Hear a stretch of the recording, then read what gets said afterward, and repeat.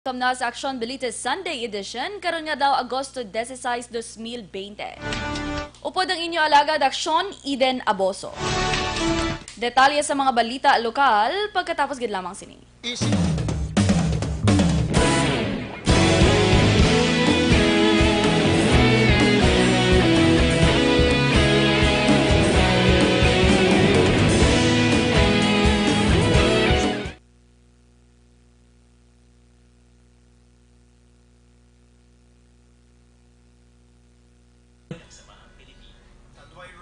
Good morning sa ato nga mga ka-aksyon. Happy Sunday!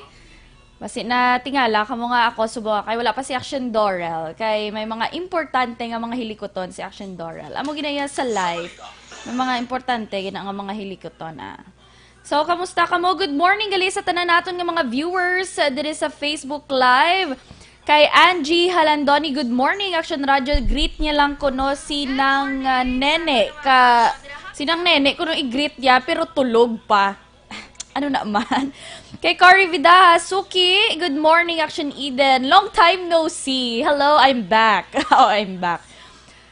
Yes, President ng Energy Fans Club. Dennis Richard Tibor Roma is watching. Good morning, Mommy Eds. Mommy Eds.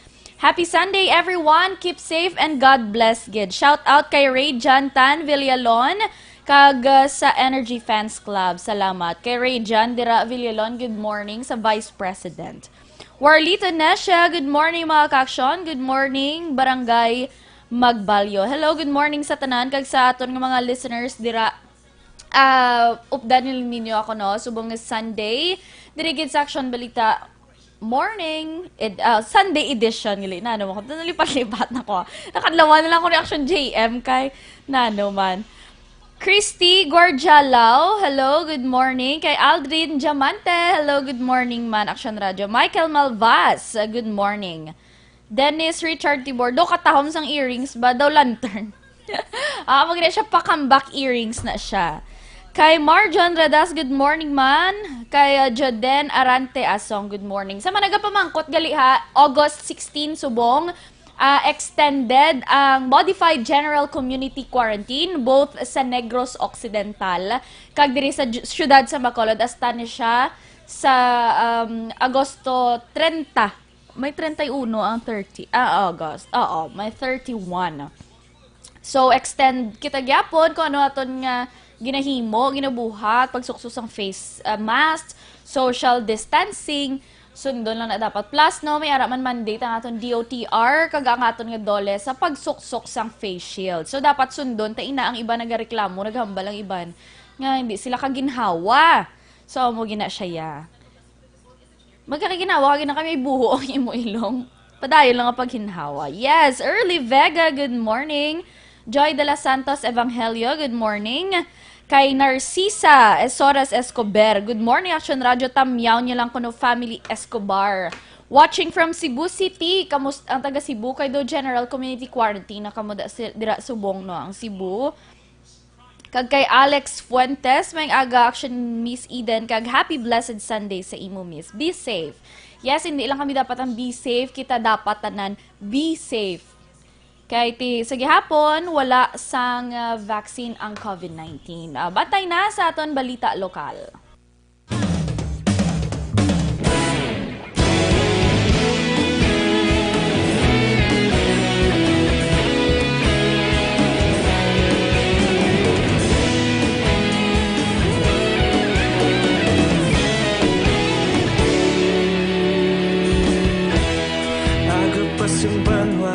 Balita Morning Edition. Aksyon Radio Philippines, Standard Time alas 7 sa detalye na sa mga balita lokal. Nanguna ang syudad sang Bacolod sa may pinagkadamo nga bago nga kaso sang COVID-19 nga na-report sa Western Visayas kahapon kadlaw Sabado. Sa pinakuli nga datos nga ginpagawa sa DOH-6, ang Rion Size ang may 134 ka mga bago nga COVID-19 cases. Ang Bacolod ang may 67, ang Iloilo City naman ang may 24, 22 sa Negros Occidental, 15 sa Iloilo Province, kag 3 naman sa Capiz. Sunod sa DOH-6, nagsaka sa 1,200 217 ang nag-ayo sa masakit sa rehiyon matapos na dugangan sang 34. Ginreport man sang ahensya ang dugang nga duha nga napatay bangod sa masakit kag isa diri ang gikan sa Bacolod kag ang isa naman ang sa Iloilo City. Yara sa 952 ang uli nga lab results nga nagwa, 802 dire ang negatibo sa virus, samtang 134 ang positibo. Sunod sa DOH 6 ang ini nga resulta ang gikan naman sa 4 sa 6 tanan ka mga accredited nga laboratory sa Western Visayas. Samtang nadugangan sang duha ang bag-o nga mga COVID-19 cases sa barangay 18 syudad sang Bacolod.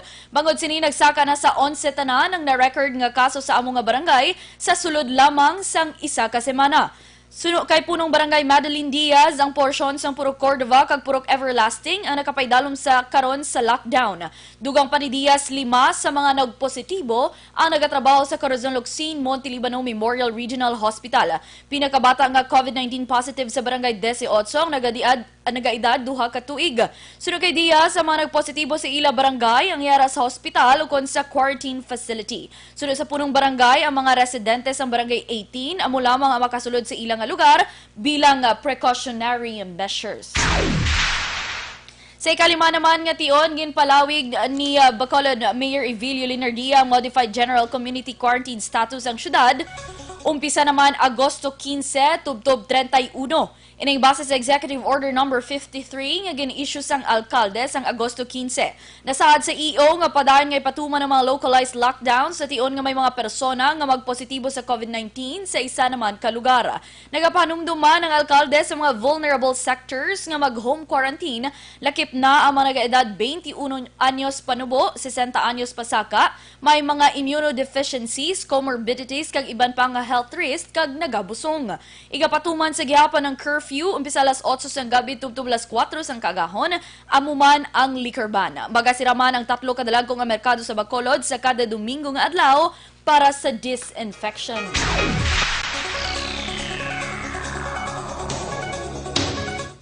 Ginpalawig man tubtob Agosto 31, 2020 ang implementasyon sang Modified General Community Quarantine sa bug-os nga Negros Occidental. Ining nasaad sa duha ka pahina nga Executive Order 2036 Series of 2020 nga ginpermahan ni Governor Bong Lacson subong nga ukon kahapon Agosto 15. Sunod sa EO, nagapalawig ang MGCQ tubtob alas 11:59 sang Agosto 31 sang gabi. Ginhatagan na sang kopya sang EO ang tanan nga mga local government units kag opisyal sang barangay. Liwat man nga ginpanumduman sang kun ginpahanumdum sang EO ang mga penalidad nga igapatong sa sinuman ang magasupak, ilabi na sa mga health kag safety protocols nga gin-issue sang Department of Health, IATF, EID kag iban pa nga mga ahensya sang gobyerno. Sa iban pa nga balita lokal, 2 sa 3 naman ka mga kapulisan nga nagpositibo sa COVID-19 na nagapabilin nga home quarantine samtang ang isang yara sa quarantine facility. Sa karon ginahulat pa sa Bacolod City Police Office ang resulta sa swab test na nabilin nga 36 ka PNP personnel nga nadestino sa admin office kag mobile patrol unit. Sunod kay Bacolod City Police Office Public Information Officer Police Lieutenant Colonel Ariel Pico, mahapos matapikan sang virus sa mga ini bangod sa kakulang sang protective gear. Una natapikan sang virus sa isa ka police corporal nga nadestino sa patrol base sang MPU sa Banago, ginsundan sa isa ka police nga nadestino sa admin office kag utod sini nga nadestino sa police station number 9. Sa karon 3 na ka mga pulisan sa syudad sang Bacolod ang nagpositibo sa COVID-19. Ginapangamuyo naman ni Pico nga magnegatibo lang ang resulta sang 36 ka mga kapulisan nga ginpaidalom sa swab test. Agon malikawan ang coronavirus disease, dapat sundon sang kapulisan ang health protocol nga mong social distancing, pagsuksok sang face mask kag face shield.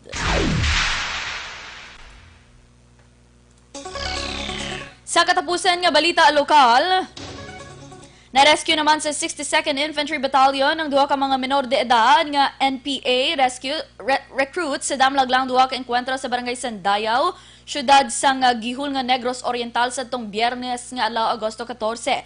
Sa pro statements, ang 62nd IB, duha ka enkwentro na nagluntad sa Moises Padilla Negros Occidental, kag Gihulngan City Negros Oriental sang Agosto 13 kag 14. Sunod sa militar, ang NPA nga napatay sa enkwentro ginkilala kay Ricky Marosino, 21 anyos, residente sa Barangay Luz, Gihulngan City. Ginreport sa militar nga ila na aresto ang NPA nga ginkilala kay Renel Remasog, 20 anyos, kag narescue ang duha ka babae nga menor de edad. Nanawagan naman ang 62nd IB sang suporta sa mga residente nga i-report sa otoridad kung may mga presensya sang NPA sa ilang nga lugar. Aksyon Radio Philippines Standard Time, alas 6:13, detalye sa mga balita national pagkatapos gid lamang sini.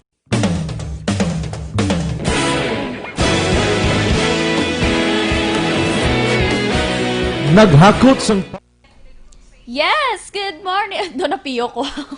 Good morning, liwat sa ating listeners. Hello! Kay di na ko to kaginaman. Kay Baby Yuyu. Good morning, ma'am. Hello, man. Good morning. Happy Sunday.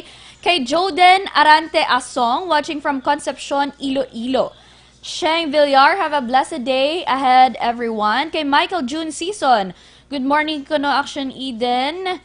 Have a safe and blessed Sunday to all my family dira sa Sumag from Paranaque with love. Thank you. Yes! Sa mga taga Sumag, aliya kahapon, may gin-post dira sa inyo nga barangay nga may isa dira ka laundry shop kundiin allegedly nagpositibo ang tag-iya kuno. So, sinos dira nga mga nakakadto, pwede man nga makiangot ka mo sa inyo barangay kay ti basi i-require ka mo mga mag-home quarantine. Kay Christy Guarjalao, OFW from Kuwait, please need nila nga makapauli. 7 days na sila nga negative man ang result. Have a safe Sunday. Take care, everyone. Kay Sam Sales, good morning. Paki-greet naman family Sales and Juson or Huson. Salamat, gid, and God bless. Keep safe. Good morning, Action Eden. Paki-greet kay family Cardena sa Carolina, La Carlota City. O kon Carolina, La Carlota City. Thanks. God bless po. Thank you, man. Teresita Quinto, good morning, Action Eden. Always watching from La Granja. Hello sa mga taga La Granja, La Carlota City. Jomi Henit Bailado, good morning. Kay Rayjan Villalon, Arinang Vice President. Salamat, Prese. Good morning, Action Radio. Catherine Belanzar Cesar. I miss you, Miss Eden. I miss you too. Thank you so much, Miss Catherine Cesar. Julian Fahalongo. Good morning, ma'am. Have a blessed Sunday. Kay Elmer Almorato, Action Eden, good morning. Gamonitor lang kami di sa Barangay 2, La Carlota. Good morning. Kamusta ka mo dira kaghalong gid? Meets Magbanwa, good morning. Stay safe and have a blessed Sunday. Kay Viover Enriquez Pubar, good morning, Ma'am Eden. Happy Sunday. Watching from Silay. Kay Julian Falonga, watching from Manila. Hello. Oh, hidlaw man kamo sa ako. Tod na. Ay, happy birthday gali. Happy birthday kay Ivy John Providencia. Belated happy birthday gali. Kag sa tanan nga may birthday subong, happy birthday man. Nene Rante Brana, good morning and happy Sunday lang gid sa aton tanan. Oo, sa mga aga pamangkot. Sige, detalye sa mga balita national, bantayan. Pride.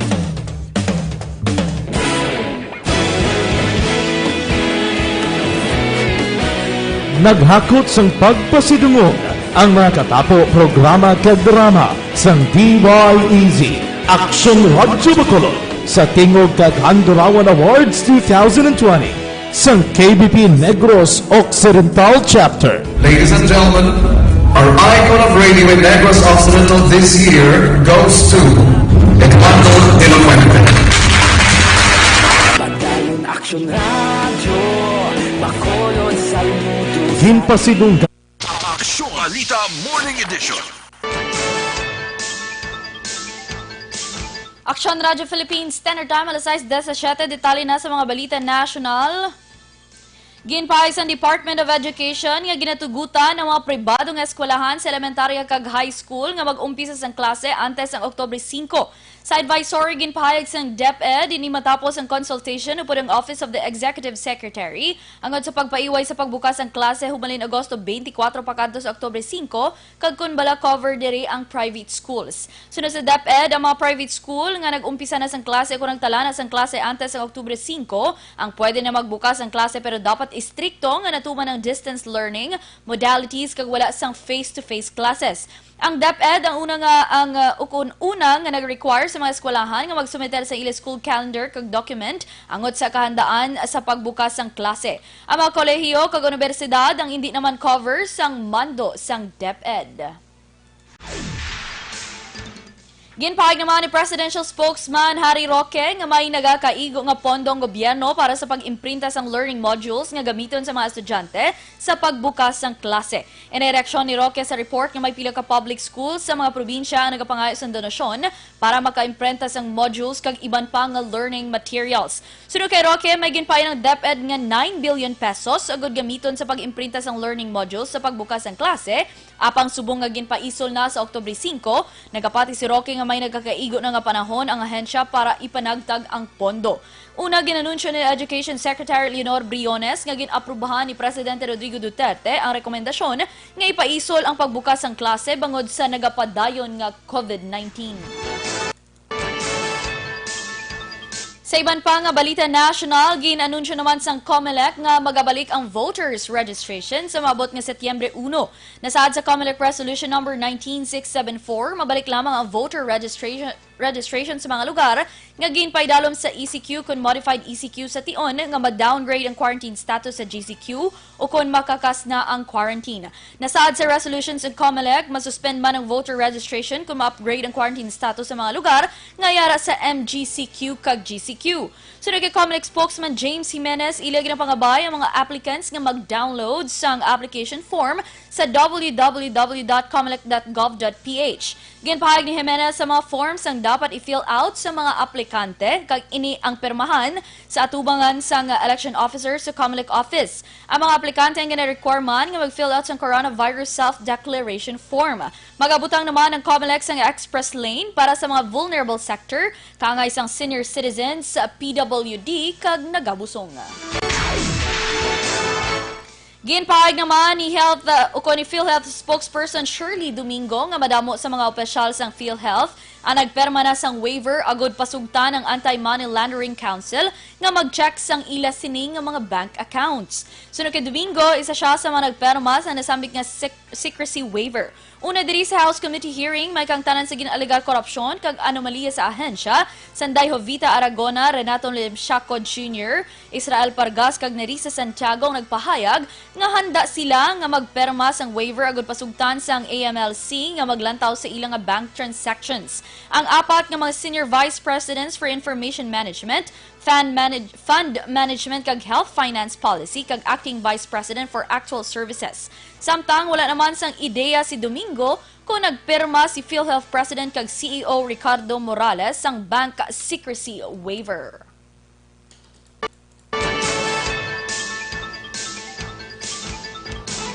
Ginpasiguro naman ni Presidential Spokesman Harry Roque nga hindi mag-isol si Presidente Rodrigo Duterte sa una sinigin anunsyo nga handa siya nga mabakunahan sang COVID-19 vaccine sang Russia.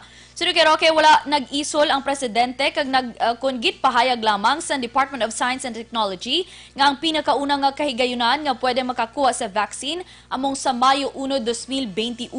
Liwat ginpahayag ni Roque nga bakunahan lamang ang presidente sang Sputnik 5 vaccine sa tion nga makatapos na sa stage 3 sang clinical trials nga patigayunon sa Manila kag Moscow kag maaprubahan sang Food and Drug Administration sang Pilipinas. Sa katapusan nga balita national, nagapabili ng panindugan sang Malacanang nga yara kay Presidente Rodrigo Duterte ang desisyon sa pag-appoint sang opisyal para sa non-elective positions. Una diri nagpamalibad sa Presidential Spokesman Harry Roque nga maghatag sang komento angot naman sa rekomendasyon kay Acting Socio-Economic Planning Secretary Carl Kendrick Chua nga pangunahan ang PhilHealth. Sunod kay Roque, wala siya sang puder nga magsabat bangod prerogative ini sang presidente. Una nga ginsuwestyon ni Senate Majority Leader Juan Miguel Zubiri nga ibulo si Chua nga mo sa karon ang heads ng State Planning Agency sa National Economic and Development Authority matapos nga nagapadayon ang deliberasyon sa mga issue sang korupsyon kag anomalya sang PhilHealth. Aksyon Radio Philippines Standard Time alas 6:22, detalye sa mga balita international kag sports pagkatapos gid lamang sini.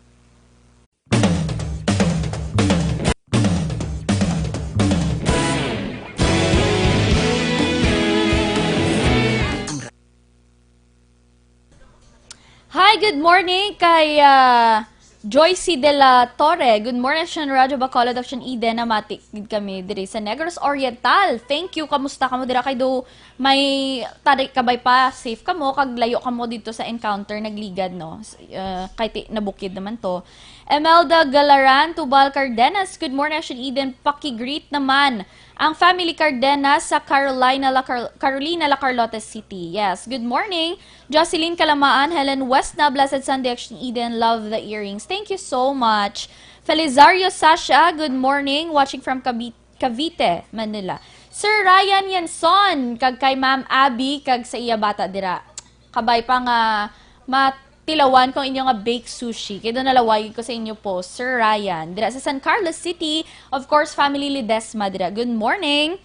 Kay Maria Luz, Grijaldo Makunat, morning, Action Eden, stay safe. Thank you. Valencia Kenneth, good morning man. Nings Villaluz, good morning, Action Radyo Bacolod. Kay Sir Roberto Carlos is watching, good morning, good. Jomar Ayagan, hello, Action Radyo and Eden Aboso, yes. Rayjan Tan Villalon, hidlaw ako si Imo Miss Eden. Thank you so much sa mga nagahidlaw sa akon. I'm back. Hidlaw mo ko sa inyo tanan, especially sa pagpungkod. Kay Sir Rodney Harder, dira, good morning man. Always gid nagapamati from ano ko no from sign on gid halin kay Action Fred hasta sa sign off kay Action Eric Magbanwa nagapamati gid. Mark Duran watching from Valladolid, Negros Occidental. Hello, good morning. Vanessa Mayo, hi ma'am. Good morning, Saturday evening sa iya dito ya. Miss Beautiful Action Eden, good morning and have a blessed Sunday. Pag-greet lang sa iya sister. Greet lang ko ng iya sister nga si Rodit sa Tangob. Hello sa inyo dira tanan. Nings Villaluz, good morning. Greet niya ko no si Boyet Villaluz kag si Ma'am Myrna Liboon. Hello, good morning. Tan Binyas Neneng. Hello, good morning man watching from Kuwait. Salamat gid gali sa ato ng mga OFWs dira ha. Halong-halong man kamo. Kaga, padayon lang magpamati sa Action Radio. We missed you. Thank you so much. I feel so loved. I feel so loved. Thank you, gid, sa inyo, ha, sa pagpamati, gid, sa pagbabalik. May mga, ano lang kami, mga importante lang kami nga ginhimo ni Action Doral, Kay Sir, Sir Dugay na utang ko. Hello, good morning, sir. Kamusta ka, dira? Dira sa Tangub. Sa inyo da. Good morning, Sir Dugay na utang ko. Magina yung pangalan, guys. Hindi ako pamangkot. Marilu Trevilla Catinoy, morning, Action Eden. Hello, good morning man, Ma'am Marilu. Kag sa tanan natin nga listeners. Detalye sa Balita International kag Sports.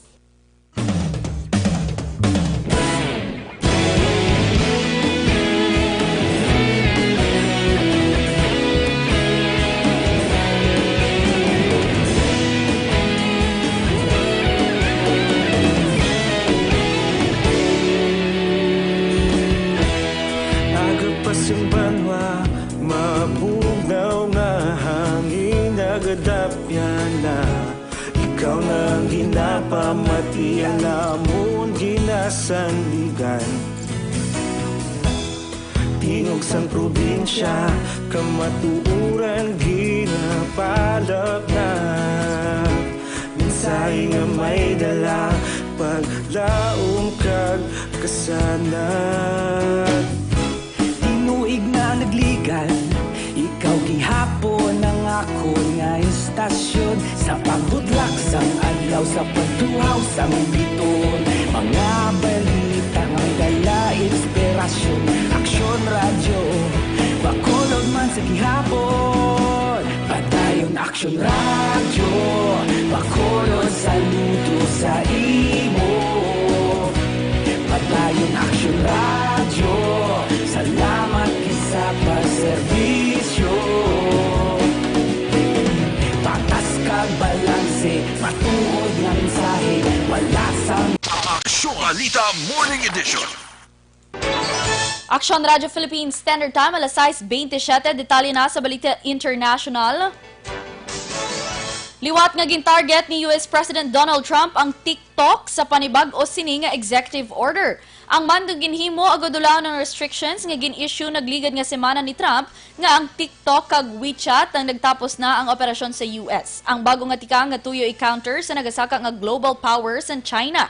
Una diri ginbakal sadto sang Byte Dance ang Musical.ly app halin sa Chinese. 3 ka tuig na nakaligad kag ini ang gin-incorporate sa TikTok nga nangin global sensation. Aksyon Balita Morning Edition. Sa aton sports balita, ginpatag naman ni Coach Freddie Roach ang rason kung nga aluyag ni Manny Pacquiao sang rematch kay Floyd Mayweather Jr. Madumduman sa hampang sa tuig 2015 na pierde ni Mayweather si Pacquiao via unanimous decision. Ini makabig nga historic fight kag nagsaka sa 4,600,000 ang nagbakal sang pay-per-view. Apa ang nasamit nga kasaysayan nagbilin sang pagkadismaya ni Pacquiao sa iyang performance rason nga luyag sini sang rematch kay Mayweather.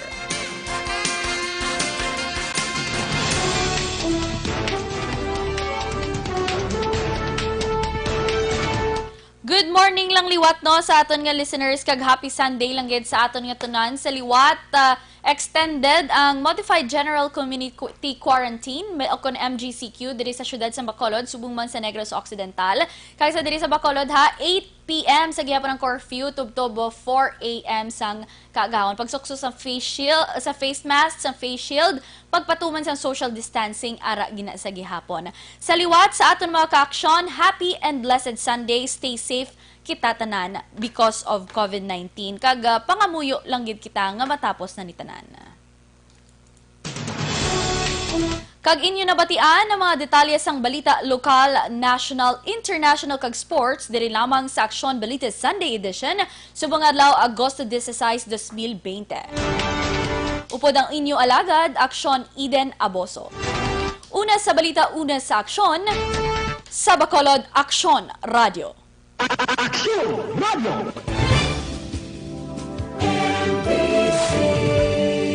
Manila Broadcasting Company. Sa balita, komentaryo, isyu, serbisyo publiko. Aksyon Radio. Sa Bacolod, Aksyon Radio. Aksyon Radio.